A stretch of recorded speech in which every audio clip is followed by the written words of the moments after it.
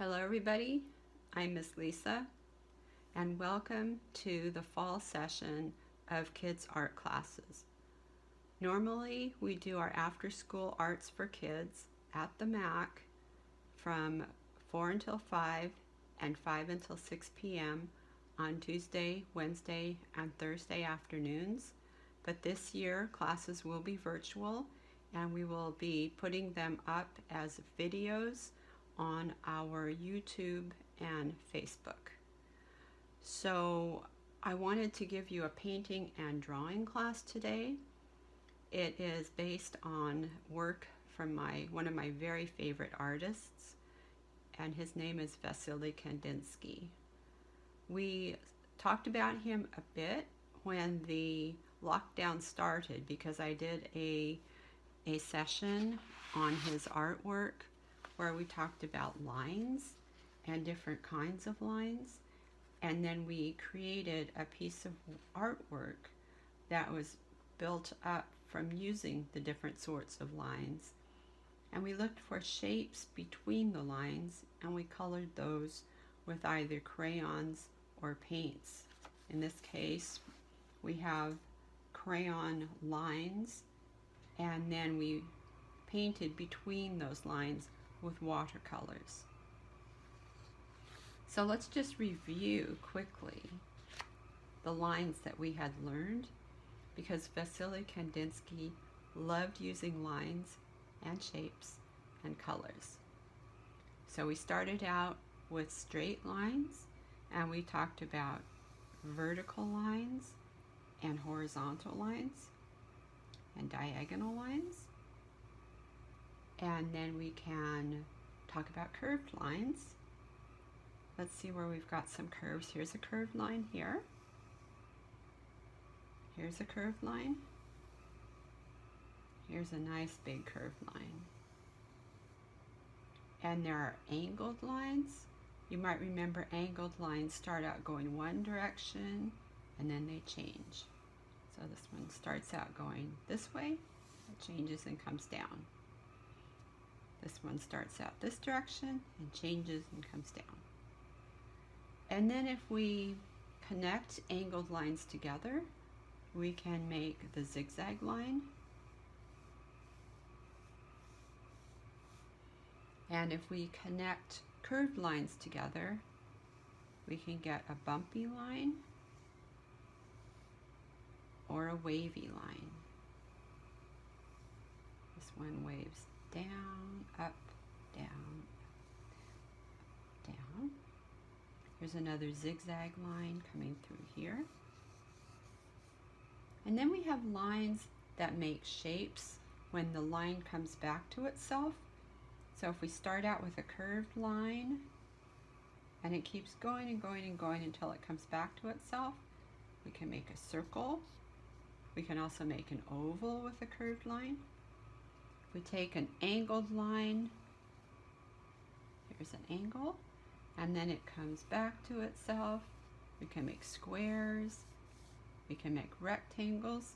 Here's an angled line that starts out this direction, comes back to itself and makes a triangle. And then sometimes the shapes that we make don't even have names. For example, this shape here, this wavy line comes back to itself and it makes a shape that we don't really have a name for. Here's another shape that doesn't really have a name. It might remind you of something, but it doesn't have a name, like square, rectangle, circle, or triangle. So that's how we started out making this beautiful piece of artwork. And then we looked for those shapes between the lines, and we put color in there to really bring out the different shapes. Now we're going to do another piece of artwork today based on this Kandisnsky painting from 1940. This painting was called Sky Blue, and it features a whole bunch of shapes that could be animals. These were referred to as bioforms For example, you might see a turtle shape here. Maybe it's got 4 long legs and a long neck and a tail. Maybe you can see a jellyfish shape down here.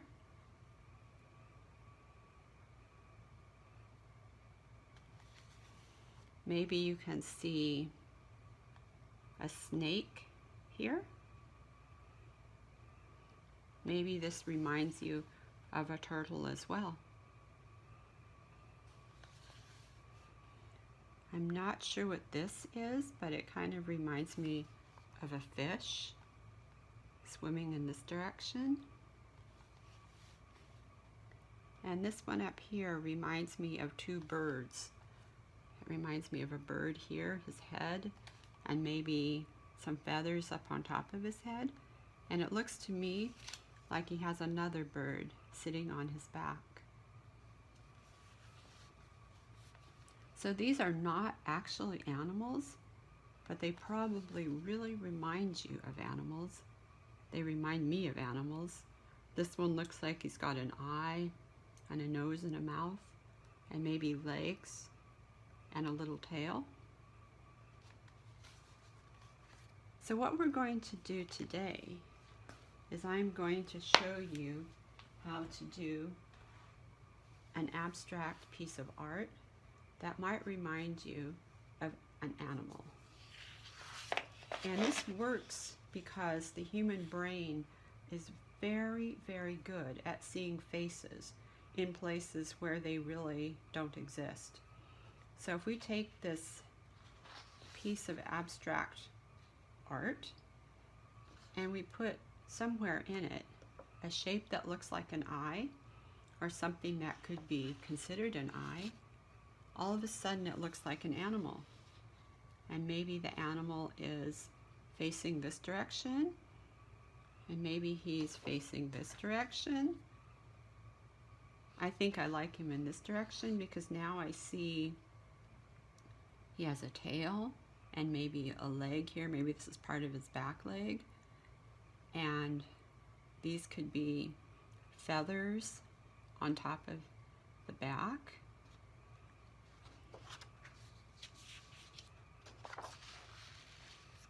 So this was done in a little bit of a different way. When we did this piece here, we started out with lines and we kept working from lines to looking for the shapes and then putting in the color. This time we're going to start with an outline. Remember, the outline is the line that goes around the outside, and then we'll fill it in with different sorts of lines and colors. So this has got quite a complicated outline.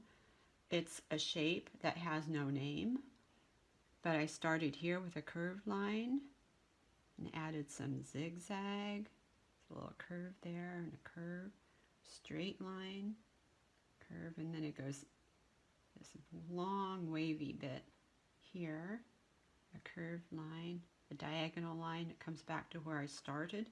So this is one big shape. And we don't have a name for this shape. But as soon as we put something in this shape that looks like an eye, our brain will try to make it into an animal of some sort. So let's try that. I'm going to do this 2 different ways. I'm first going to show you what it looks like when we use crayon on blue paper. And I'm using blue paper because remember the piece that inspired us is called Sky Blue. So we're going to be making an animal in the sky. The second way we're going to do this is with pastel on white paper. If you happen to have oil pastels, you can follow along, or else you can use your crayons again. And then we're going to paint over it with blue watercolor paint. We're going to use the resist technique because we know that the blue paint will not stick to pastel because of the oil in it, nor will it stick to crayon because of the wax. So the color will show through. But let's start with our blue paper. So I'm going to start by drawing an outline. And I'm going to use a variety of different sorts of lines that we talked about to see if I can come up with a shape that takes up pretty much the whole paper, because I don't want to make a small animal. I want to have one big one that we can then decorate. And if you're doing this in the classroom and each student makes their own animal on a blue piece of paper, then you can put them up on the bulletin board all together and you'll get an effect that's very similar to sky blue. So I'm going to start out, and you can follow along with me. I'm going to start out with a zigzag line. And my zigzag is going to be on a diagonal.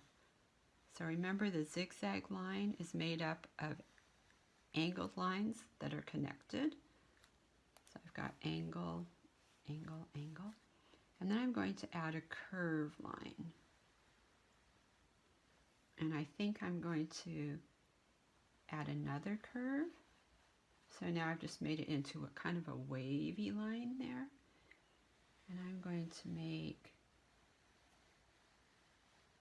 some more wavy lines, but very tall, skinny ones. And I think I'll make a little angled line there.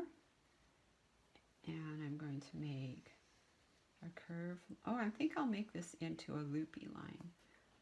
Now remember that we're just making the outline, and we don't want it to be too complicated, and yet we don't want it to be super simple like a triangle. Let's make it a number of different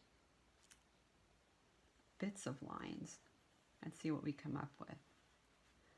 So I think I'll finish this off with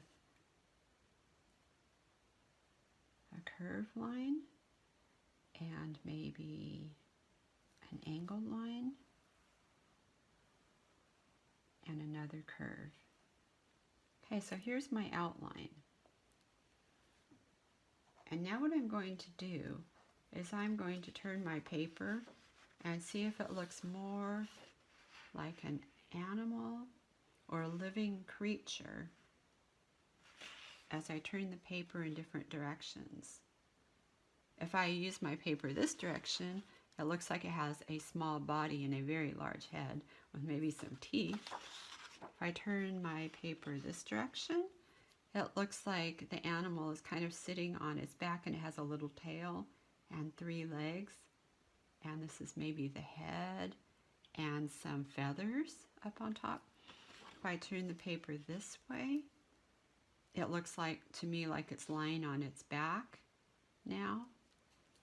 And in this way, to me this looks like perhaps it's got a mouth here and a little rhinoceros horn and maybe some mane that goes all the way down the back and some legs sticking out here. So after you think about what it looks like from different directions, you're going to put an eye on your paper. I think I like it this way, so I'm going to put the eye right here. I'm going to make a circle. So now it looks like it's kind of sitting down with 3 legs sticking out and a little tail and feathers on top of the head. That's what it looks like to me. You may see something completely different, and I don't think that your animals will look like mine. They're all going to look different and unique. Okay, so the second thing the third thing, first we did the outline, then we placed an eye.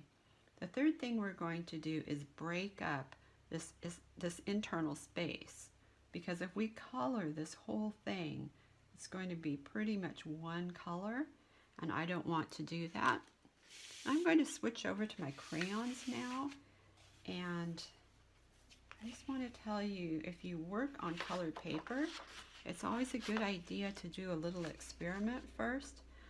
I chose colors that I wanted to use, and I went through and I tested all of them on the back of my blue paper to to see what they would look like.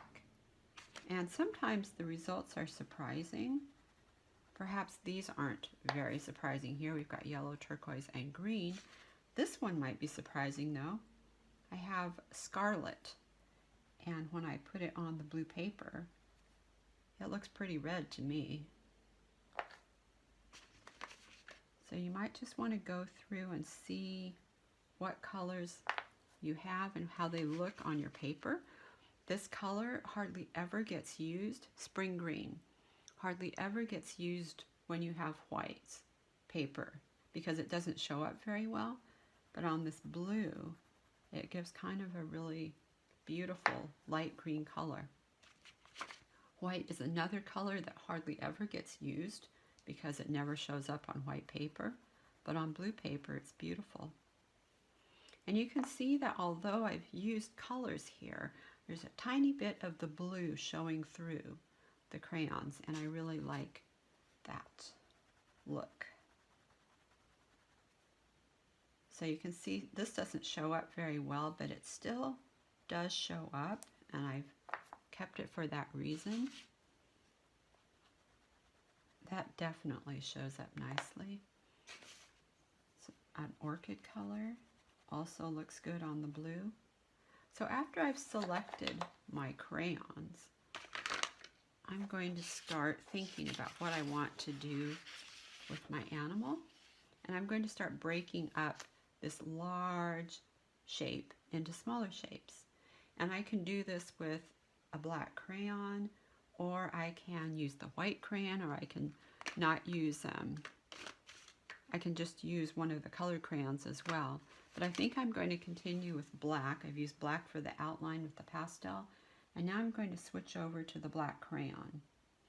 And I'm going to start by just making a zigzag line in one of those legs. And I think I'm going to make a bumpy line in the second leg.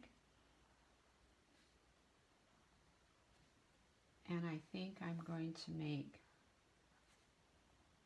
some outlines of circles in the third leg. And then I'm going to maybe put a diagonal line there. So I need to break up some of these spaces. I'm going to maybe make a diagonal line here.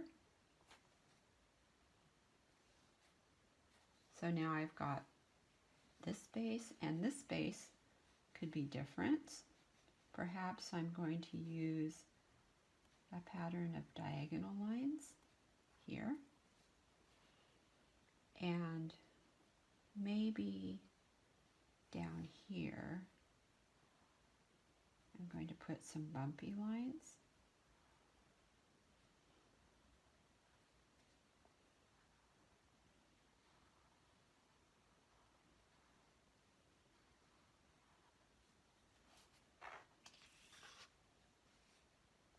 And I'm going to take an area here and go outside,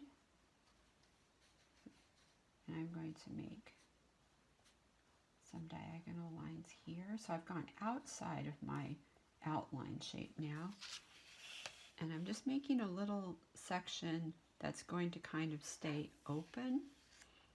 Kandinsky liked to have these little areas in his Bioforms. Let's see, what am I going to do up here? I'm going to use a wavy line right here. And I think I'll make another one right here.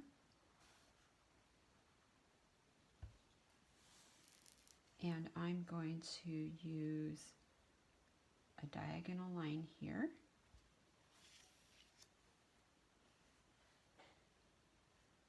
And I'm going to use another wavy line here.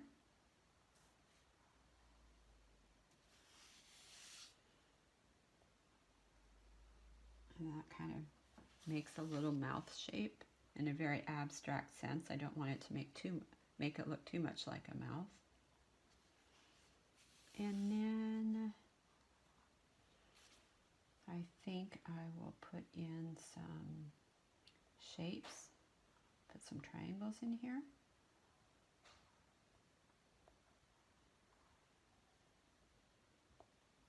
Now when you use pastel, if you drag your hand across your picture, you'll get smudges because it's very soft and sticky. So you try not to drag your hand across. If you can keep up on the top of your crayon with you can almost use your little finger or other fingers to prop up your hand so that you don't drag your hand over what you've already drawn.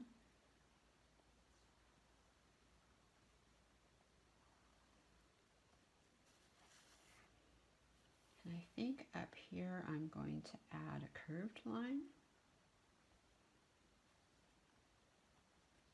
And just a couple curved lines here, wavy lines. And I think that's done as far as the outlines go. So I'm going to set this aside for now. And I'm going to take a look at my white paper. And let's try that again. So let's make an outside shape. This time I'm going to start with a bumpy line and see what happens. So I'm going to do a bumpy line.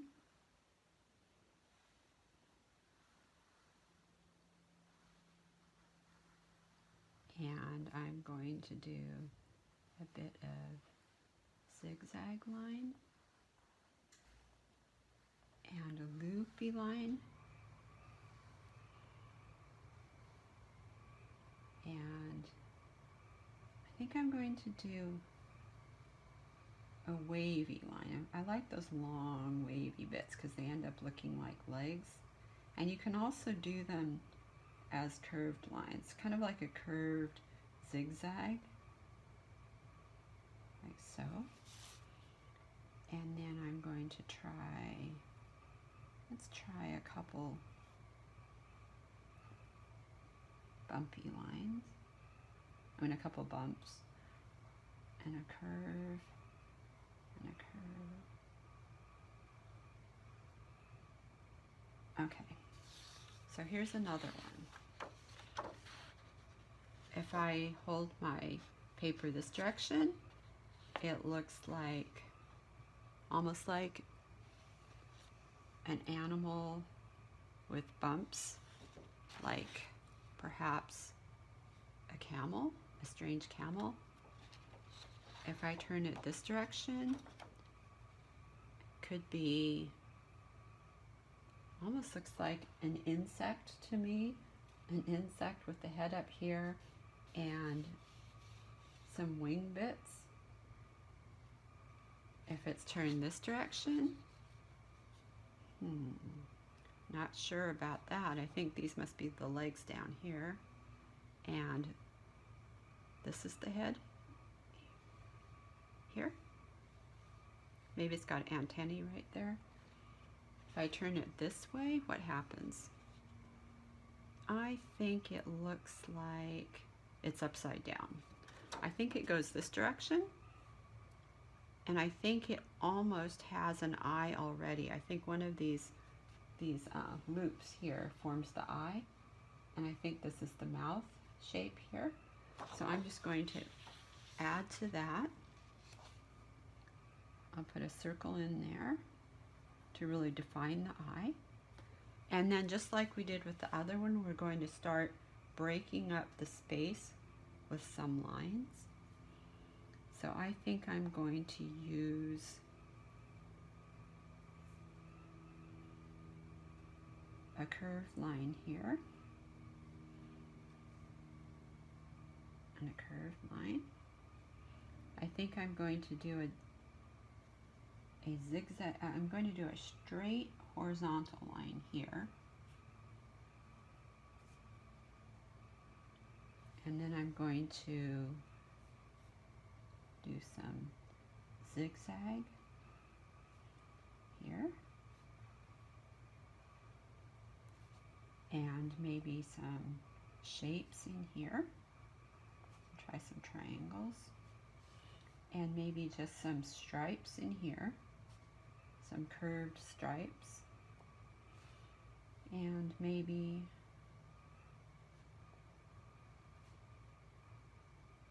some shapes in there. Here, let's see. I think we can add a curved line here. It's like a wavy line.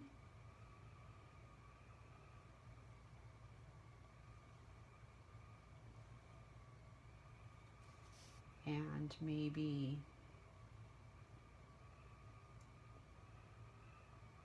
I like the squares. Put some squares in here.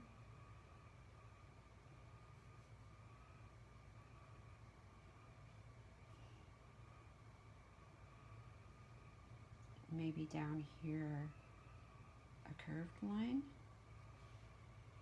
And then in this part of the body, let's break it up with some straight lines to begin with. And then maybe just a couple circles down here. And some of these can be larger shapes. Okay? So the next thing we're going to do now is color some of this in, remembering that even though you cannot see the white on the white paper, you will see it as soon as you paint over it with the blue paint. And on this one, of course it will show up because we're putting the white on blue paper. So let's see what happens. If I put white here, you will be able to see it. And if I put white in here, you will be able to see it.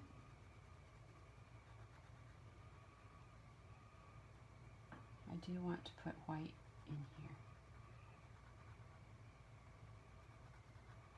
And I think I said I was going to use pastels on this one, so I'm going to use just crayons on this one, and then I'll switch back to pastels for the other one. So I'm just going to start coloring this.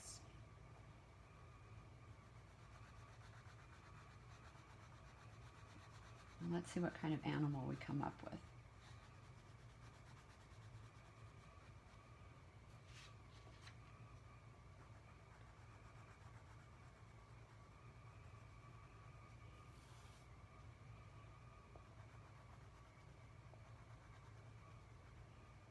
Notice how I'm using one color and moving around my drawing.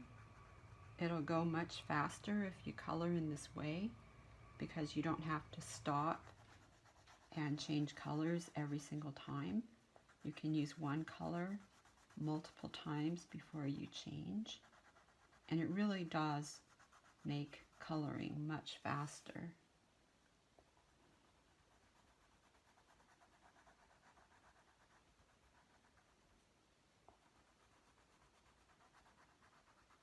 I like to space out my color so that my blues will be here and there, and my reds will be here and there. And notice how some of the black crayon and pastel is mixing in to the colors that I'm putting down, but that doesn't bother me. It kind of blends it all together. So I think I'm going to put this orange that almost looks red up here.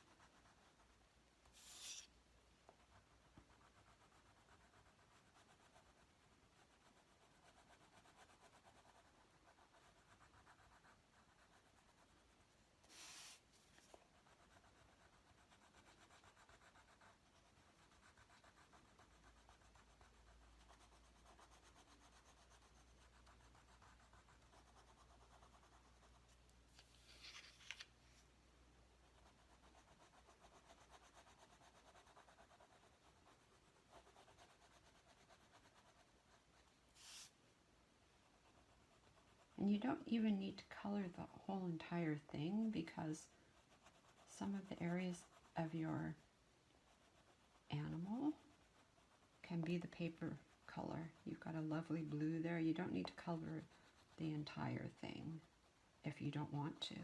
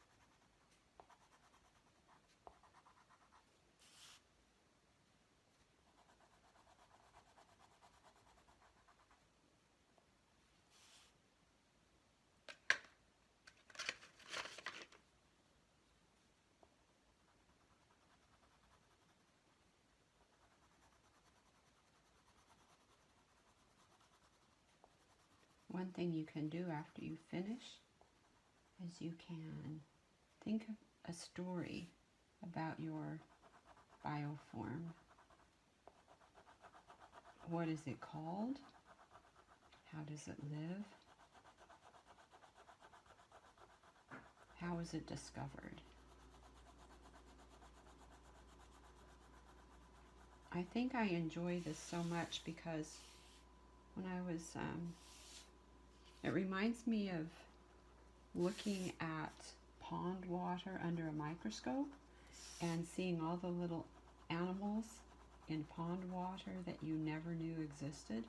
When I was a kid, I loved looking at pond water under the microscope. And later, as I got older, I was looking at other things under the microscope. And these little...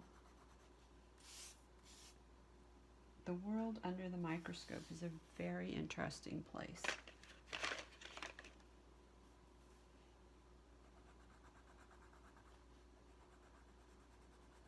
I've saved this very large shape for this color that normally never gets used, but it does look very interesting on this turquoisey blue paper.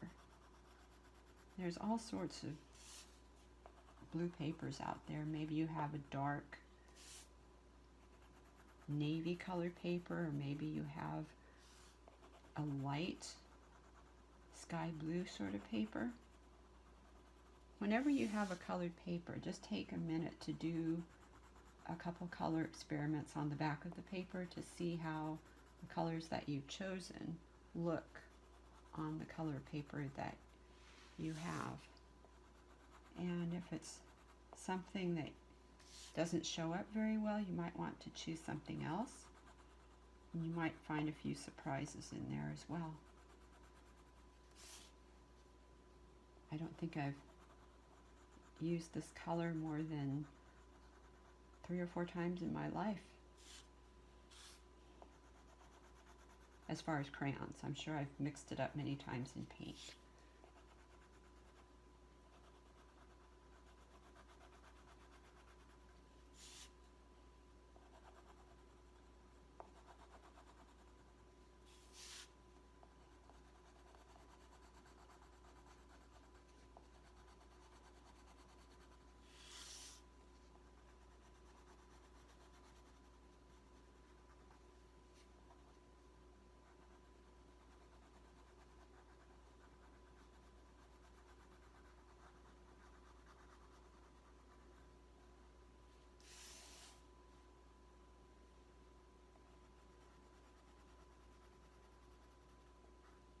Alright, so I think this guy's done. I'm going to leave this as an open kind of, you can see the blue through it, and I'll leave a little blue triangle there because I like the color of the paper showing through there. And I'm going to go to this one, and let's see what we've got. I think I'll start with orange. Now remember what I was saying about pastels. You have to be very careful not to drag your hand across the drawing. And so you might want to approach coloring with pastel slightly differently than when you use crayon. You might consider starting at the top of the page and working downwards, because that way there's less of a chance that you will drag your hand through something you've already colored. So I'll demonstrate how to do that with this drawing.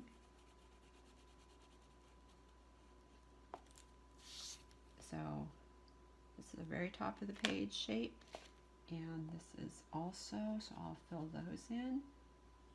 And then we work down to this shape. Let's make that one purple.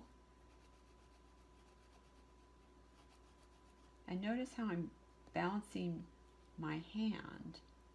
I've got my finger on the paper to hold my hand up, and then I'm coloring with my finger and thumb back and forth. So I'm doing this on the paper and then coloring. This finger, my little finger, helps prop up my hand. so that it's not dragging through the pastel.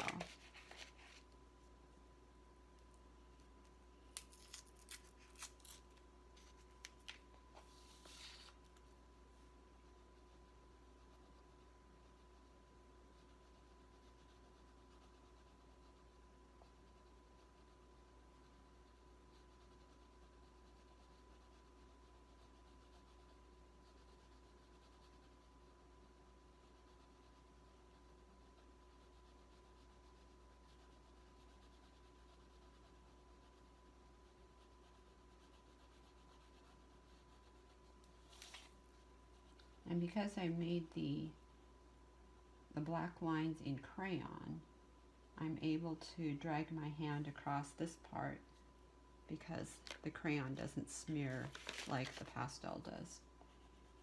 So now I'm going to be working up here.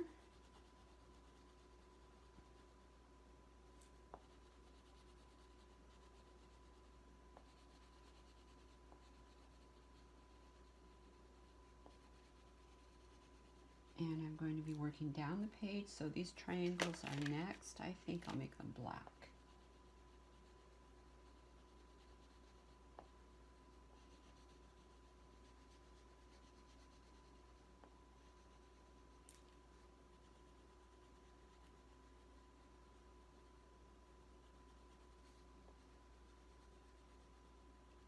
I think I want this triangle to be black too.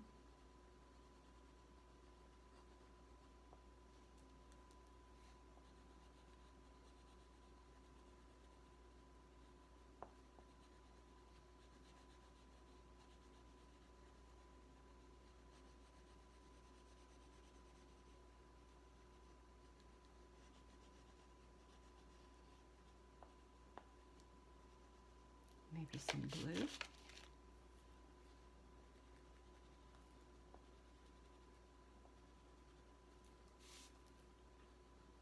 I'm going to start this long curvy bit blue, but I'm not going to work all the way down because then I'll be smearing it when it's down here. I'll start it off and just leave it there, and I'll think, what color is this going to be? I think I will do that in the darker green color.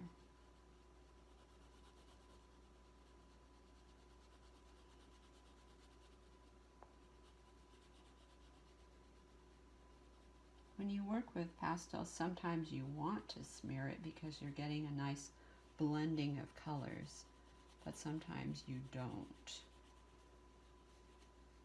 Sometimes you want the colors to be nice and clear, and it just depends. It depends what you're trying to do. If you're doing a portrait of a person and you want the colors to blend gradually, like maybe the pink of the cheek into the flesh tone of the face, then it's all right to have the colors smearing together. Blending is a better word. But in this case, I'd rather have my colors separate. And so I'm trying not to blend them by working from the top of the paper downwards. I think I want yellow in here.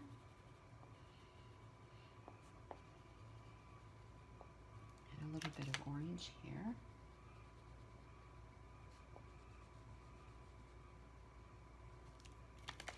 And now I'm going to continue with the blue.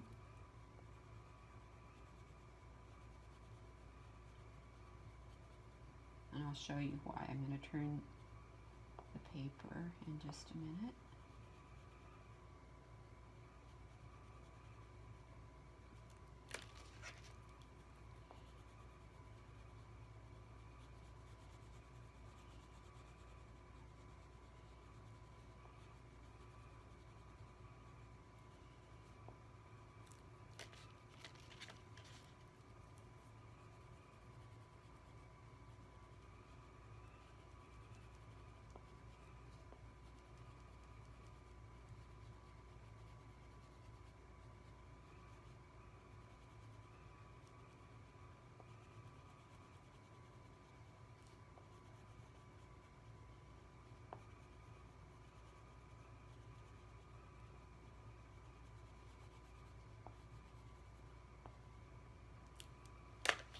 we have some black polka dots.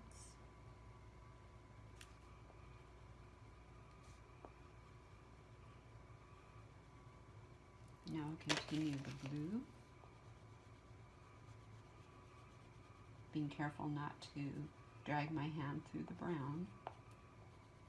I think we need some purple down here. Only got a little bit of purple. Let's put some purple.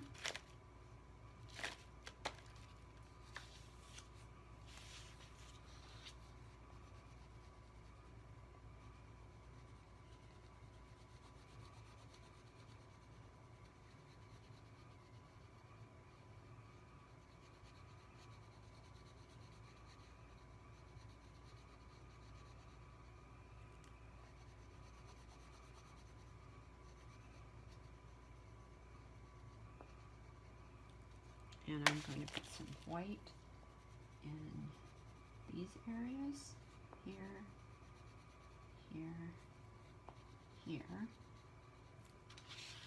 and I think here.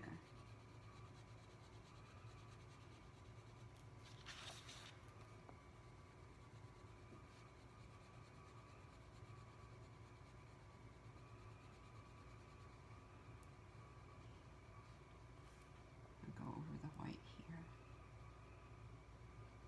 Okay, now because I've got the paper turned now, I can finish up this bit, hopefully without smearing too much of the colors I've already put down.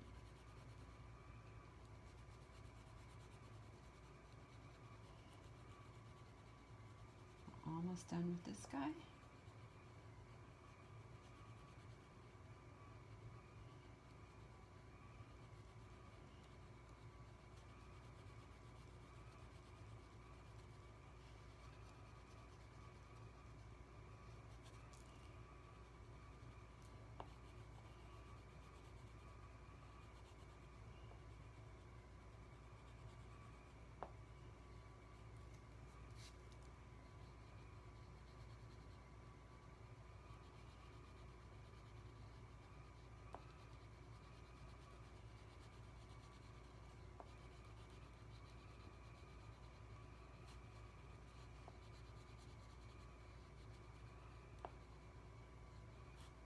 Okay, we're nearly done. We just need to give it that blue background. So paintbrush in the water. Only in the blue, we're just using blue. We're going to get that blue nice and wet. Some more water. Some more water. I'm going to get the paint pretty drippy. I'm just going to go right over it. You want to do this part pretty fast because you don't want the paint to dry while you're putting it on. You want it to stay nice and liquid. You can see how it's not sticking. And I'm not rubbing hard. I don't want to rub the paper hard with my brush. I'm just going over it gently.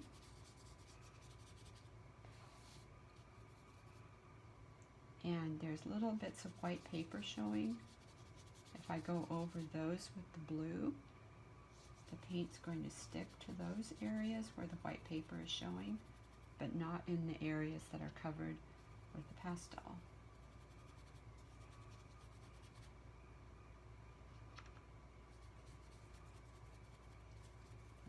I can go right over these shapes. I don't have to paint carefully in between the lines. I can go right over.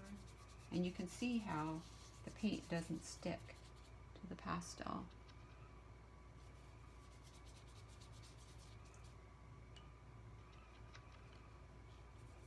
Right over there, you can see how I've got white in those shapes. I've got white in this one, so I can paint right over that.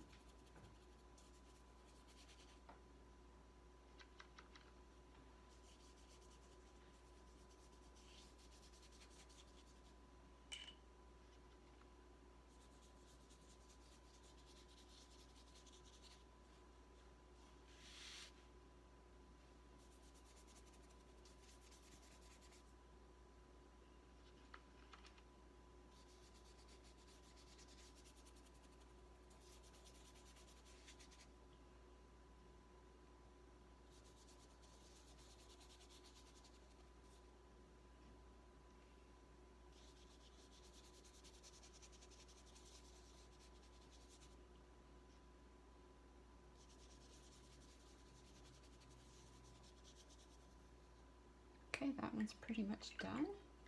And what you can do at this point is just take a little bit of tissue and blot the top, and that'll take off any of the blue paint that's just kind of pooled on top. And there you go.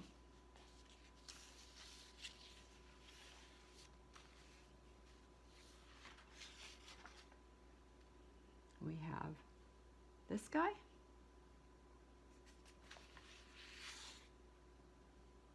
I can't remember which way we decided he was going, but now he looks like he wants to be in this orientation. And we have this guy. This one is pencil on blue paper. Sorry, it's crayon. Colored crayon on blue paper. And this one is pastel on white paper and then painted over with blue watercolor. I hope you enjoyed that.